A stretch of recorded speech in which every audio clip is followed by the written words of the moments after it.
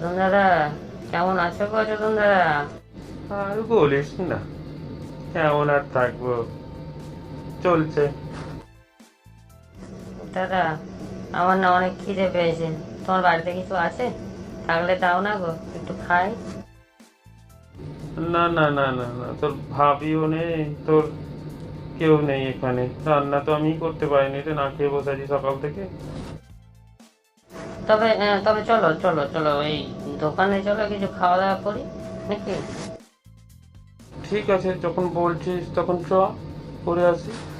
আহ, আহ, চলে এলাম রে বন্ধু, খাবারের দোকান। হ্যাঁ, চলে এলাম তো বন্ধু, নে তাহলে অর্ডার দে। এই যে দোকানদার, দাও, কি খাবার আছে না, চিকেন কষা আর একটা দুটো বিয়ার দিয়ে দাও। হ্যাঁ, আমার বন্ধু খাওয়াচ্ছে তো, তো ভালো করে একটু ভালো বিয়ারটা দিও, হ্যাঁ, ঠান্ডা বিয়ার। হ্যাঁ, আমি আমি আমার আমার আমার আমার কাছে বন্ধু তো টাকা নেই বন্ধু। আমি তো পয়সা আনিনি। আমি তো পয়সা আনিনি বললে চলবে না বন্ধু। আমি তো তোর বাড়ি গেছিলাম খাওয়া দাওয়া করতে। আমি যদি টাকা থাকতো তোর বাড়িতে খাওয়া দাওয়া করতে যেতাম। নে নে, এত ভান করিস না, পকেট থেকে পয়সাটা ঝাড়। অনেক টাকা ইনকাম করেছিস, এবার পয়সাটা খাওয়া, মালটাও খাওয়া। না না বাবা, আমার কাছে আর টাকা টাকা নেই, আমি খাবো না। আমি বাড়ি যে জল মুড়ি দিয়ে খেয়ে ঘুমাবো। তো থাক বাবা, আমি আমি চললাম, হ্যাঁ।